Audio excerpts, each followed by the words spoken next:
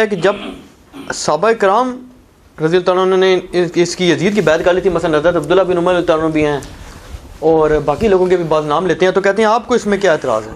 شاہ جی ہمیں کوئی اعتراض نہیں ہے، ہم یہ کہتے ہیں بیعت ہوئی کس طریقے سے ہے۔ عبداللہ بن عمر نے بیعت کر لی تھی، اچھا جی، اب ہم یہ پوچھتے ہیں کہ جو عبداللہ بن عمر رضی اللہ تعالیٰ عنہ کی بیعت کرنا ہے، کیا اس چیز کی توثیق ہو جائے گی کہ یزید کی خلافت ٹھیک ہے؟ تو پھر صحیح ہے، پھر تو حضرت حسین سے مخالفت کی ضرورت ہی کوئی نہیں تھی، حضرت حسین بیعت نہ بھی کرتے تو خیر تھی۔ اصل میں حضرت حسین کا جو بیعت کرنا ہے نا، وہ امت محمدیہ صلی اللہ علیہ وسلم میں امام تھے، اور قرآن میں ہے نا کہ ان کے جو علماء ہیں اور اللہ والے ہیں، یہ لوگوں کو حرام خوری سے اور برے کاموں سے کیوں نہیں روکتے۔ حضرت حسین کا وہ ٹائٹل تھا۔ اب میرا ایک کلپ بھی چڑھا ہوا ہے بڑا سخت قسم کا، میں ابھی وہ آدھا گھنٹہ لگ جائے اگر بولوں۔ The difference between the natures of Hussain ibn Ali and عبداللہ ابن عمر۔ عبداللہ بن عمر کی نیچر پیسو تھی، حضرت حسین کی ایکٹیو تھی۔ عبداللہ بن عمر کے سامنے جب حضرت معاویہ نے حضرت عمر کی گستاخی کی، 4108 نمبر حدیث ہے کہ میں اس کے باپ سے بھی زیادہ خلافت کا حقدار ہوں، کی تھی نا حضرت ابن عمر کی تھی، اس کے باپ کی۔ بعد میں اس سے پوچھا کہ آپ نے جواب کیوں نہیں دیا، ان کا میں نے فتنے کے ڈر سے خاموش ہو گیا اور قتل ریزی کے ڈر سے، اور مجھے جنت کی نعمتیں یاد آ گئی۔ میرا ارادہ تھا کہ میں اس کو ادھر ہی کہتا کہ معاویہ تجھ سے زیادہ خلافت کا حقدار وہ ہے جس نے حالت کفر میں تم لوگوں سے جنگ کی ہوئی ہے، جب تم لوگ کافر تھے اور انہوں نے مار مار کے تم لوگوں کو اسلام میں داخل کیا ہے، یعنی علی یا ابن عمر خود۔ اب یہ امام بخاری نے غزوہ خندق کے چیپٹر میں یہ حدیث ڈالی ہے کہ ابن عمر جو ہے وہ خندق کے صحابی تھے، یہ ثابت کیا انہوں نے۔ حالانکہ اس حدیث میں سے تو کتنی گستاخیاں نکل آتی ہیں بقول ان کے، لیکن امت کو ٹیکا لگا دیا امام بخاری نے حق کا کہ بات کس طریقے سے پہنچ جائے۔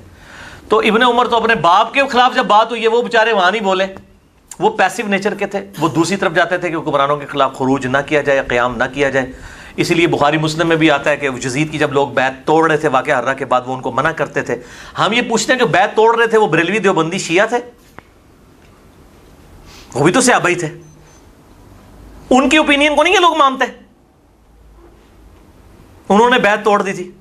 اور ادھر ہی میں وہ ضمناً بات بتا دوں، یہ وہ محمد بن انفیہ والی جی، وہ بھی ہاں کہتے ہیں جی محمد بن انفیہ جو ہیں وہ ان کے سامنے جب ذکر کیا یزید شرابی تھا، کبابی تھا، تو انہوں نے کہا میں نے تو اس کو سنت میں آگے بڑھ کے دیکھنے والا دیکھا ہے، سنت میں آگے بڑھ کے۔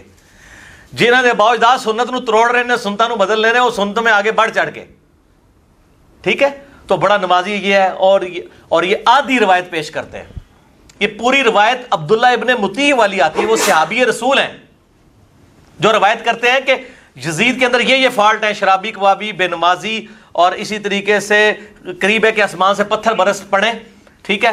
اور یہ عبداللہ ابن مطیع کی بات جب محمد بن انفیہ تک پہنچتی ہے، وہ رد کرتے ہیں۔ عبداللہ ابن مطیع جو ہیں وہ ہیں صحابی، اور محمد بن حنفیہ ہیں تابعی۔ جب تابعی اور صحابی کا ٹکراؤ تو کس کی بات مانی جاتی ہے؟ صحابی کی۔ اہل سنت کا متفقہ اصول ہے۔ تو یہ پوری روایت کیوں نہیں بیان کرتے ہیں؟ محمد بن حنفیہ نے کہتا ہے، محمد بن حنفیہ نے سرٹیفکیٹ دے دیتا ہے انہوں نے۔ اسی لیے شیخ زبیر صاحب بڑے سمجھدار تھے، انہوں نے اس روایت سے ہی جان چھڑا لی۔ انہوں نے اہل حدیث رسالے میں ویسے وہ لکھ دیا، ویسے وہ رسالہ بھی غائب ہو گیا نیٹ سے، ہمارے پاس ویسے موجود ہے، مقالات میں بھی میرا خیال ہے۔ انہوں نے لکھا یہ روایت ہی جعلی ہے، وہ ہیڈنگ بنائی کیا یزید شرابی تھا، تو انہوں نے کہا یہ پوری روایت اگر کوئی صحیح مانتا ہے تو پھر عبداللہ ابن مطیع کی بات صحیح ہے کہ وہ شرابی تھا، محمد بن حنفیہ کی بات ریجیکٹڈ ہے، ادروائز جان چھڑاؤ اس روایت کو ضعیف کہو، ٹھیک ہے نا۔ تو یہ اس طرح کی روایتیں جب پیش کرتے ہیں تو آدھی روایتیں کو پیش کرتے ہیں، تو پوری روایت بتائیں نا، آدھی روایتیں بیان کر کے تو اس قسم کا اپنا ڈھونگ رچانے کی کوشش کرتے ہیں کہ بالکل غلط طریقے سے توثیق کر رہے ہیں، اس طریقے سے نہیں ہے معاملہ۔ ہاں جی، اور ایک